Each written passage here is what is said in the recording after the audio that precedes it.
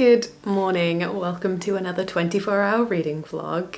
Sorry for the kind of weird lighting. The sun hasn't properly risen yet, but somehow I have. If you're new here, welcome. My name is Grace. It is lovely to have you here, and if you're not new here, I wanted to explain a little bit where I was for the whole of February. I ended up taking a little bit of an unexpected break from making videos. At the start of February, I was feeling pretty burned out and my reading wasn't going great, and I just felt like I needed a break all round. And then I got a wisdom tooth infection because it's growing out sideways, classic. And then lovely Chris gave me a really bad cold for an early Valentine's Day present. And then I had a reaction to my antibiotics for the wisdom tooth. So I just took it all as a sign that I really needed to take a break. And I am back now, but all of that time where I was just feeling not myself, I also barely got any reading done. I'm really feeling now in the mood to do lots of reading. I just need to properly set some time aside to focus on it, which is what we'll be doing today and tomorrow. For those of you who haven't seen one of my 24-hour reading vlogs before, I don't tend to do the full 24 hours in one chunk because I would perish, and frankly I care too much about my health. I am not a good person to be around on a lack of sleep. So this time I'm gonna do the method where I do 12 hours the first day, 12 hours the second day. But my particular goal for this reading vlog is to get through as much of my physical TBR as I can. I own a lot of books.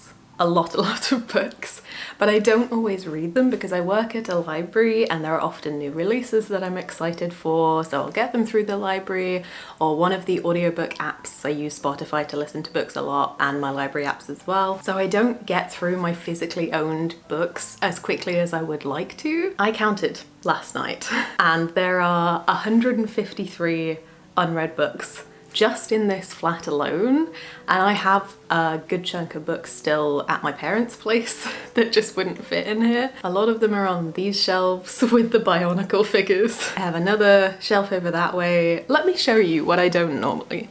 Here are the piles. So we have a lot of work to do. I would really like to see how many books from my physical TBR I can read, or even if I DNF some and just can get them off of my shelves, then that's okay too, but how much I can get that number down in these 24 hours. I know what I would like to start with, and that is Impossible Creatures by Catherine Rundell. I've actually started this one. I'm a little under 50 pages through. It's one of those where it comes with a little book ribbon. Brings me a lot of joy. But this is a fantasy middle grade story. Catherine Rundell is known, at least in the UK, I don't know how popular she is further afield, but in the UK she's known kind of for both her general, more kind of contemporary kids writing, and then her non-fiction. She writes some historical non-fiction, quite a bit of nature and environmentally themed non-fiction, and you can tell that this is inspired by that because it is about a secret set of magical islands where all of the mythical creatures of the world have been kept safe and hidden from humans because humans ruin everything. And this follows a young boy from our world who discovers those magical islands and a girl from that world who is a bit more of a mysterious figure. I'm really enjoying her perspective so far. And there are a lot of environmental themes in here because there are some issues with some of the animals dying out on those islands or becoming much rarer, and we're trying to figure out what's happening to them. I am loving the writing style of this one so far. There have been so many turns of phrase that I have read out to Chris and bugged him with. It's got a bit of snark and bite to it, and it's very tongue-in-cheek at times, which I always enjoy. So I'm really excited to finish this one, and I'm also hoping that I can get through it reasonably quickly because it's a kids book and I'm finding it really easy to read so far. So that's the plan to start off with. It is currently 6:52 in the morning. I'm gonna make myself a quick tea and then I will start my timer and get reading.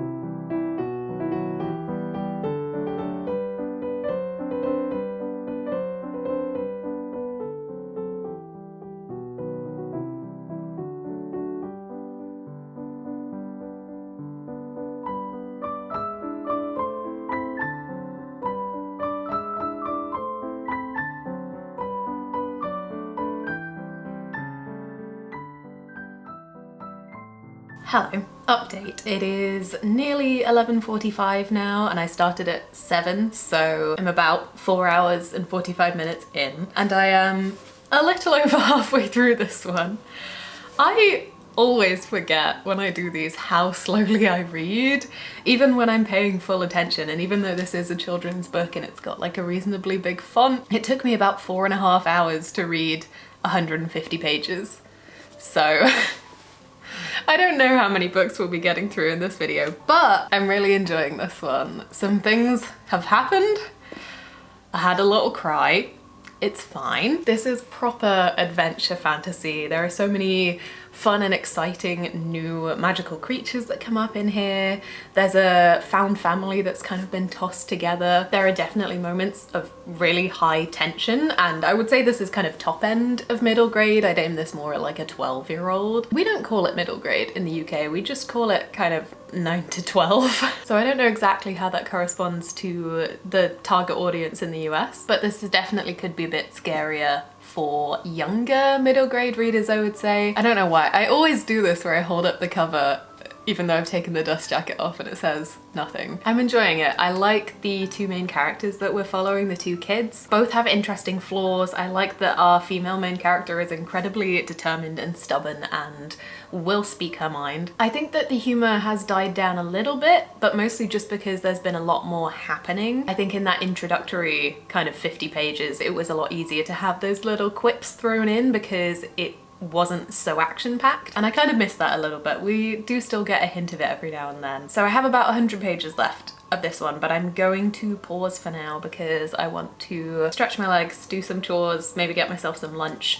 I might even go on a little bit of a walk just to get myself a hint of sunlight. So I'm gonna switch to an audiobook for a bit. I always find it good to have an audiobook in a 24-hour reading challenge so that I can switch between formats when I find that my attention is waning a little bit. Oh, the sun came out.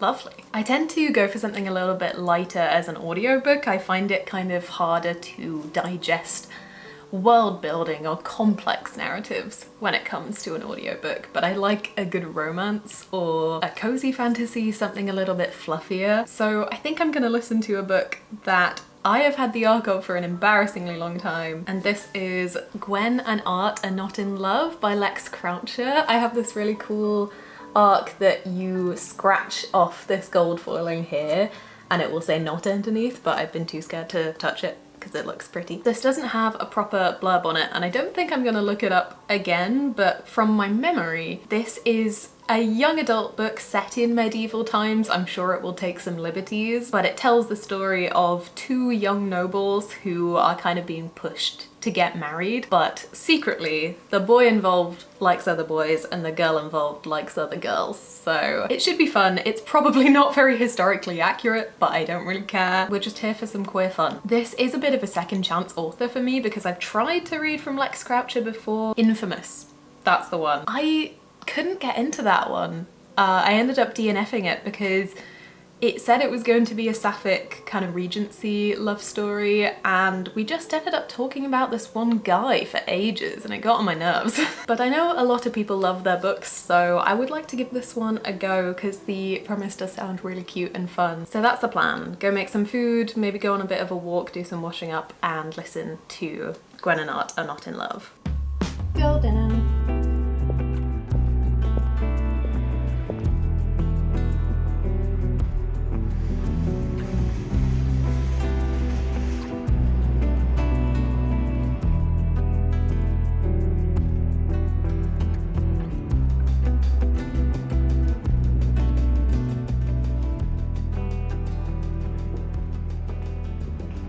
Hello, I'm back home. It is a bit after 3 now, so I'm a bit over 8 hours in, and I've listened to about 100 pages worth of Gwen and Art. I think maybe I lied about how much I care about historical accuracy. I don't mind it not being fully historically accurate. I don't need all of the descriptions and all of the clothes and manners and hierarchies to be exactly the same, but I think this might be going a little too far. I don't know, it's very young adult. and maybe I would have enjoyed it more as a young adult. It's just a bit strange because this is set in Camelot, but in a Camelot that is so far past King Arthur and the Knights of the Round Table that they are considered a legend even at this point.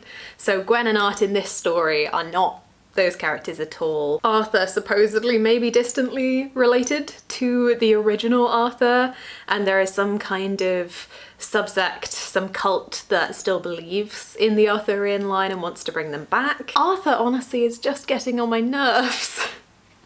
I quite like Gwen. She is still flawed very much and quite passive, but her side of things I'm definitely enjoying much more, and I kind of like the slow budding relationship on her end, and also her relationship with her brother who is in line to be king. But every time we switch back to an Art chapter, I sort of sigh. He's just quite entitled, and you can see how he became the way that he did because he has a father who doesn't treat him very well at all. But he just gets on my nerves, and I don't know if I love his audiobook narrator as well. I often find that with audiobooks where it's narrated by multiple narrators that I'll have a favourite, and when we switch to the other narrator I kind of want my favourite one back. So I don't know. I'm about a quarter of the way through, I think, and I will give it a bit more of a try, but I'm currently not obsessed. But I had a nice little walk. I got to see some flowers, which is always good.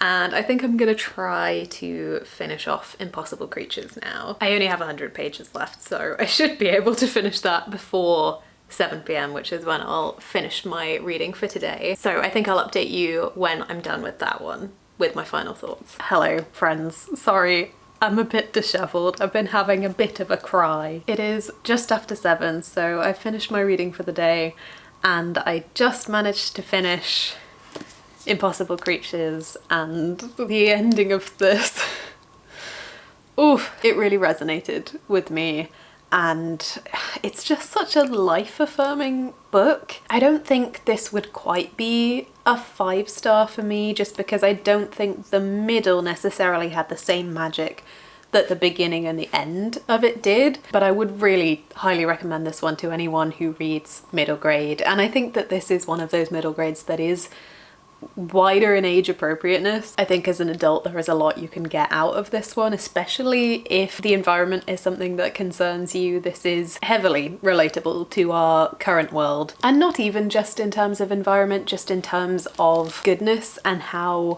exhausting it can be to look at all of the terrible things that humans are capable of and are currently doing, and how that can kind of wipe the fight out of you. This really explores the idea of if humans are worth saving still after all of the bad that they've done. I think if you've ever experienced climate anxiety or anxiety related to larger issues of the world in general, then you would be able to get something out of this book. It was quite devastating at the end, but also full of hope. But it also was just a great fantasy adventure as well. There are very high stakes, there are great characters, there's betrayal, there's love, there's a lot of crazy magical creatures. This is definitely one of my favourite modern children's books that I've read. Oof, lots of tears. So that is my reading done for today. So I guess tomorrow I will see how I'm going with Gwen and Art, see how I feel about finishing that one, and pick out another physical book to get started on as well. So I will see you in the morning.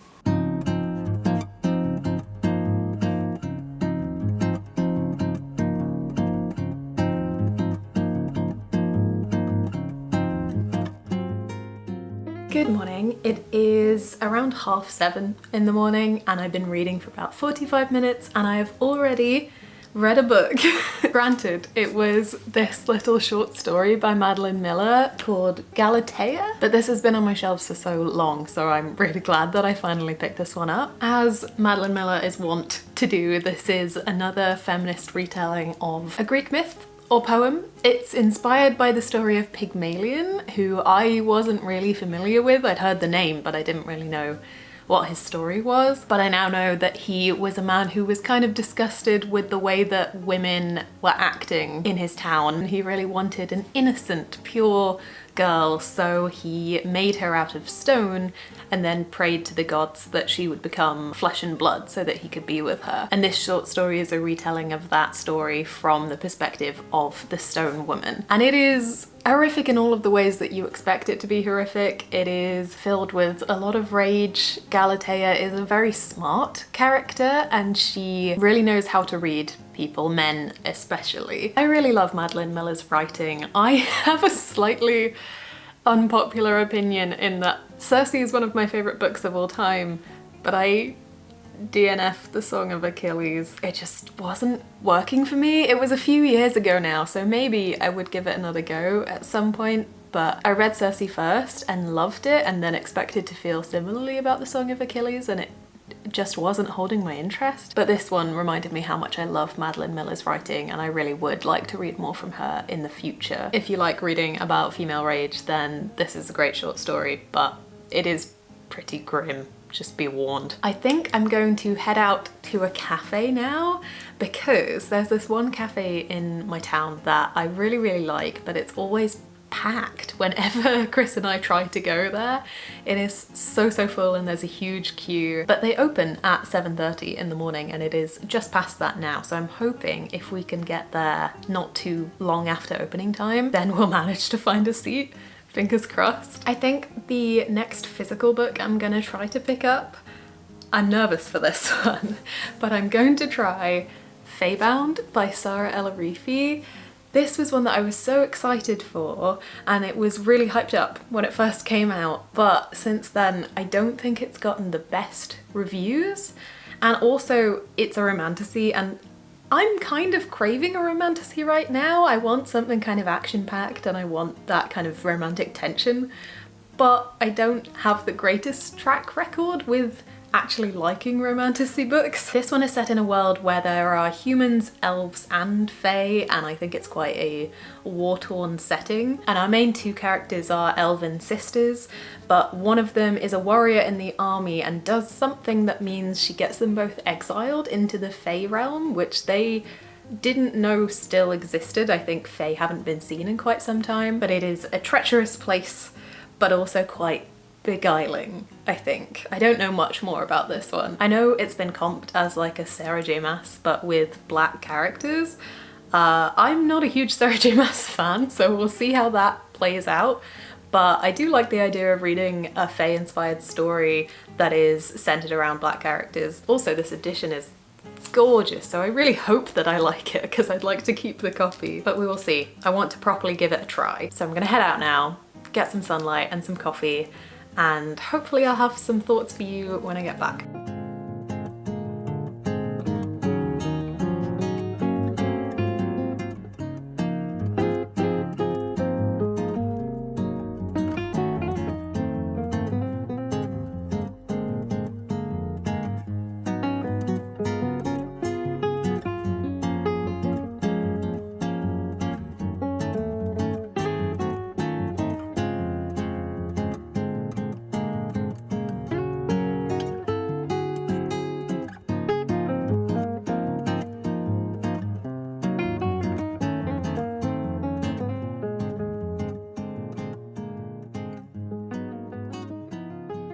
Hello, it is quite some time later. The cafe was lovely, but loud. I always do this where I think that I'm gonna be able to concentrate well at a cafe and then I go and they are blasting music and I'm so overstimulated. So I've only managed to read a bit over 50 pages of Feybound. I ended up switching tack and going back to Gwen and Art because then I can just put my headphones on and zone out. And I have been enjoying this a bit more. I'm over 2/3 of the way through, I think now, about 270 pages in. I'm definitely gonna finish it. I don't think it's gonna be a new favorite or anything. I think sometimes the characters are quite immature, and maybe that's just because I'm not the intended target audience. This is a young adult book at the end of the day, but I am seeing them grow and I'm not just annoyed by them anymore. I really like the brother-sister relationship in here and how supportive they are of each other, but the way that their relationship is tested because of their responsibilities as royals and how that meshes with maybe not wanting to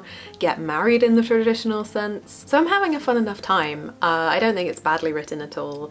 I think it might just be slightly too silly goofy for my personal taste, especially when it comes to historical fiction. Feybound, I'm also having quite mixed feelings on. I don't think the writing is bad. I think I just don't know how to feel about romanticies in general. Also, I was worried at first because this one is very war focused, and that's not what I tend to go for in my fantasy. I much more gravitate towards political intrigue or like an adventure, journey, quest kind of thing. War, I don't tend to find fun to read about, surprisingly enough, but it does feel like there's going to be commentary in here. It's not just glorifying war, even though one of our main characters is very pro-war, it's her life. I just feel like maybe the commentary so far has been slightly heavy-handed, and I also feel like there's this trope in romantasy that kind of rubs me up the wrong way. I can understand why it would work for someone, but it just doesn't suit my taste, where characters' sense of morality is totally tied into their relationship with one person, whether that's their partner or their sister or their friend. There's someone they really, really care about and will do anything for. They burn the world for them. But that means that they don't actually care about the world itself and just general humanity, or elves, I guess, in this situation. And I just can't get past that. I know some people find that romantic or like it shows a strong sense of loyalty. To me, it just is frustrating. I want to have characters that I can kind of morally root for, unless they're explicitly meant to be bad characters, which, to be fair, I think that both of the main characters in here are meant to be flawed to begin with. I'm hoping that they're going to both get a good chunk of growth throughout this, but so far I'm not really rooting for any of them. I think I struggle to go too long in a book without someone to root for. I like character growth, but I don't want to spend a whole book thinking, wow, this protagonist is annoying and I disagree with most of their moral perspectives. But that's just personally for me. I know some people enjoy that kind of thing, but I'm gonna give it more of a try. I'm only, like I said, about 50 pages in. It is getting a bit later now. I did end up pausing my timer for a bit because I just was really struggling to focus and I felt like I needed human interaction. So Chris and I had lunch together and had a bit of a catch up, and then I reset things. So I'm gonna end up finishing a little bit later tonight, I think around 9:30, and it's 3:40 now. So I've got nearly 6 hours to go. I can definitely finish Gwen and Art. I do not think I will be finishing Feybound in that time. What do I mean? I do not think. I definitely won't. I don't think I'll even get halfway, but hopefully I will get to a point where I decide if I want to finish the book or not. So I'm gonna carry on reading. I'm not entirely sure which one I'm gonna go for now. I keep kind of switching back and forth because I think neither of these have fully gripped me, so I'm not in that kind of flow state of reading. I think I've been spoiled by the fact that in the last one of these I read The Tainted Cup, and it was my favourite book of last year, and I just devoured that book and it made this challenge so much easier. But seeing as I'm reading two books that I'm not fully invested in, I'm struggling to concentrate, so I keep kind of flicking back and forth when my brain is having a moment. I also just forget how slow I am at reading. I hope that you feel seen by this video if you're also a slow reader, and just by all of my content. I do this every time I film. I'm like, I can totally read 3 books this week, and then no chance, I barely read one. I want to be like the cool booktubers that I watch, but I just don't have it in me to read that quickly. But I should be able to finish at least Gwen and Art by the end of this, so I'll give you an update when I have one. I'm not sure what it will be yet.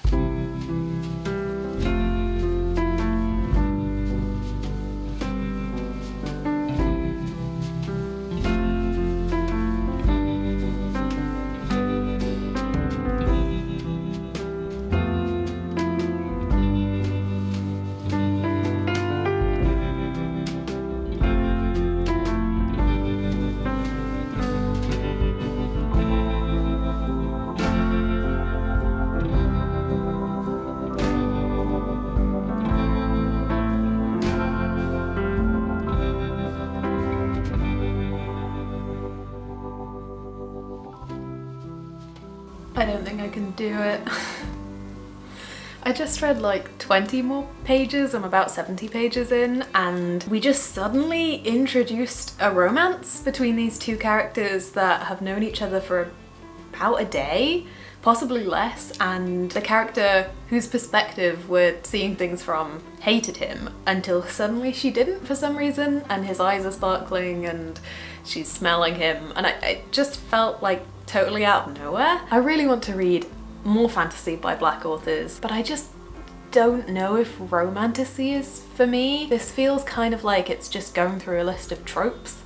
We're just ticking the boxes, and I think it's kind of got an attempt at interesting commentary in there on how bad war is and how it usually is just the people in power profiting off of violence and off of the suffering of people with less power. But it's done in just kind of such an obvious way. It almost feels like a young adult book when it's not. It's meant to be an adult one. For example, this war, this forever war that's going on, is fought on a battlefield where underneath there is a mine of a precious substance that can kind of act like sunlight and heat rooms and grow plants during the wintertime. So this substance would really help to end a lot of suffering, a lot of famine. And both of our main characters, these sisters, grew up going through a lot of hardship and going through almost starvation, so that's something that means a lot to them. But at the same time, one of these sisters is in love, desperately in love,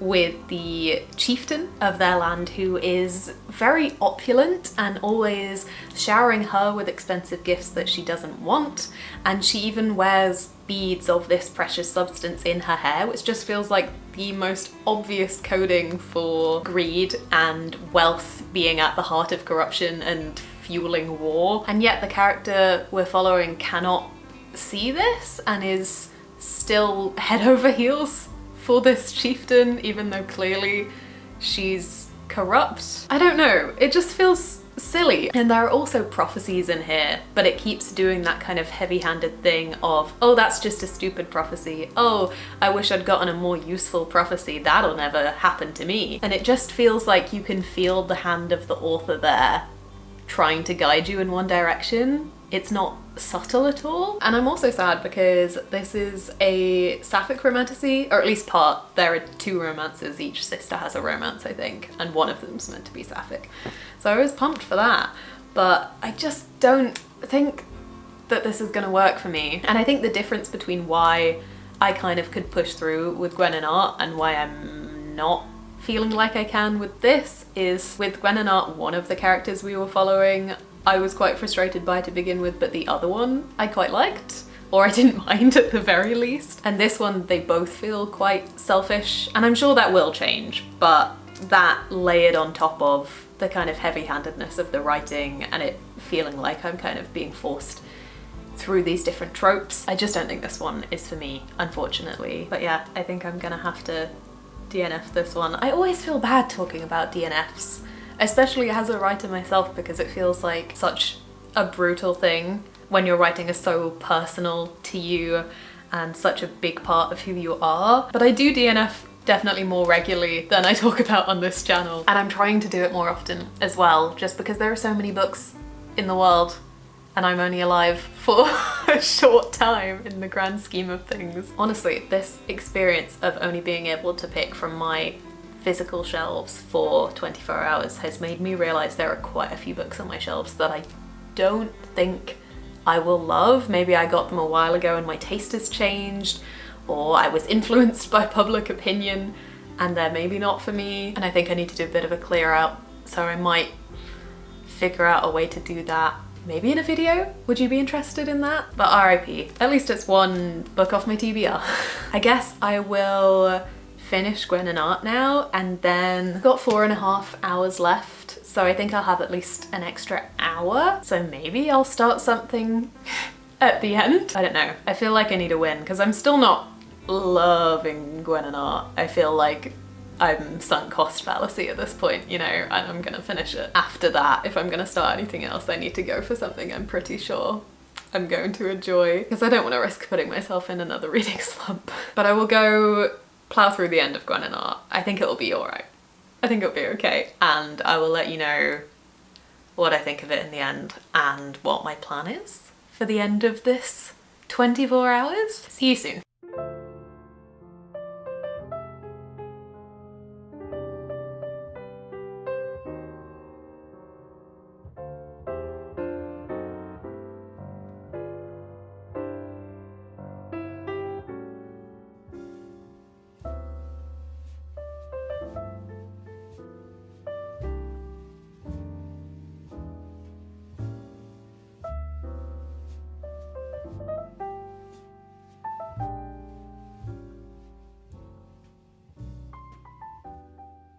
Hello. It has officially been 24 hours. I finished Gwen and Art Are Not in Love, and I did enjoy the ending of this one. It was actually a little bit more action-packed than I expected. I really thought this was just gonna be silly goofy the whole way through, but we had a little bit of intrigue, we had a little bit of action, the stakes got a little bit higher than I had anticipated, and I had fun at the end. I will say that if I hadn't listened to this as an audiobook, I probably would have DNF'd it. I find it a lot easier to follow through with an audiobook because it kind of just carries you along, whereas if I'm not into a book physically, I will end up reading the same sentence 10 times over and have no idea what I just read. And I think I probably wouldn't have gotten past the 100-page mark in this one if I'd read it physically, but I am glad that I stuck it out in the end. I didn't love it, it's not a new favourite or anything, but there were some merits there and there were some interesting discussions on the interrelations between queer people at different stages of their journey, whether they're feeling ready to come out yet or not. And I liked the group that came together in the end of this one because all of these characters are so interconnected. Not only do we have these two betrothed characters who really don't want to marry each other, we then have Gwen's brother and we have this new female knight who's in town for a tournament. There's Arthur's manservant who's also just his best friend, and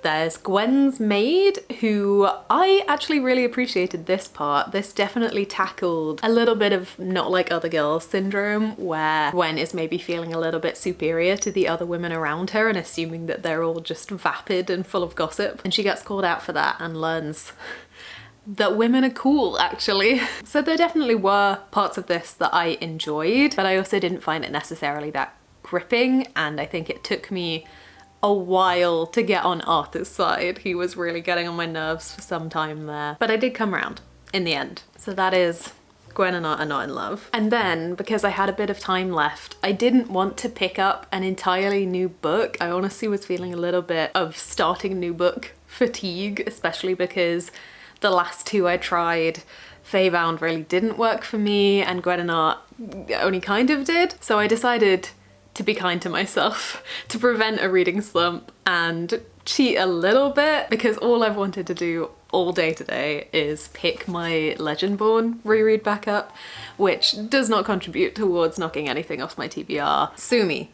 Look, I'm just really excited for Oathbound, and I'm halfway through my reread of Legendborn and I'm loving it again. This is one of my favourite young adult series, if not my favourite young adult series of all time. It's definitely up there. Bree is such an amazing main character. I'm not going to give you the whole spiel on this one because there may be another video coming up soon where I will do that. But let me be another voice in the sea of voices, hopefully, that should be shouting about Oathbound's release right now. So yeah, I just decided to heal my heart with a little bit more of this one. But I'm still pretty pleased with the progress I've made in this video through my TBR. I read 3 books, granted one of them is this tiny short story, look how small that is, and then DNF'd Feybound, unfortunately, but it does mean it comes off my TBR, so that gets us 4 books down. We are under 150 books. We've got it down to 149. For 24 hours, I'm pretty pleased with that, honestly. I will take it. I think honestly, one of the main things I've taken away from this particular 24-hour reading vlog, I always feel like I learned something in these, but from this one, I feel like I've learned that I need to thin down my physical TBR because not all of these books excite me anymore. Again, I am a huge mood reader, so there's some of them that I just haven't been in the mood for in this last 24 hours, but there are some of them that I haven't been in the mood for years. So maybe I'll figure out a way to make a video about me kind of thinning that down, doing a little bit of an unhaul in the nicest way possible. But I think at this point it's more just about personal taste and me being incredibly fussy rather than a book being good or bad. I just know that I'm only going to be able to read a finite number of books in my life and I have to be picky about that. But thank you for coming along on this 24-hour journey. Definitely my favourite book out of these was Impossible Creatures, and if I could recommend you any of them, it would be this one. I'm going to immediately go and lend this to my mum because I think she's gonna love it. And I do feel like I am less panicked about how behind I was on my reading goal. I've caught up a little bit. So thank you for giving me the motivation and being here throughout this. I hope your reading is going better than mine had been so far this year. I would love to know what your favourite book of the year has been so far. And if I like the sound of it, I will get it from the library. I will not add to this mess. But please let me know. I would love to know how things are going so far, and I hope you're having the loveliest day, and I will see you in another video very soon. Bye bye.